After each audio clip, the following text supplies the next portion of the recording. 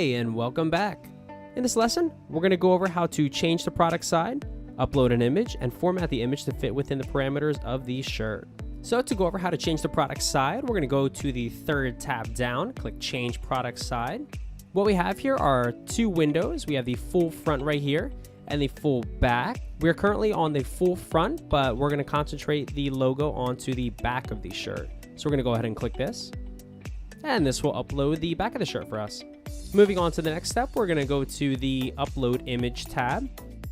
And this will go over our terms and conditions for uploading logos. So we're going to go ahead and agree to that. Right below that, we can see the different type of files that are accepted. Ours is a PNG file, so we know that that's going to work. And it's below a 25 megabyte maximum file. Select File. And click the Ampro white logo. Go ahead and open that. And from here, we're not going to be removing any white because our logo is a white logo on a black shirt. But what we are going to click is the one color since it is just white. Click Continue. Now what we want to choose is the same color that is appearing right here. So we're going to select the color, and that is white.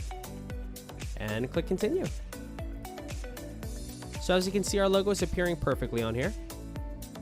But what we want to do is enlarge that logo. So we're going to bring this open.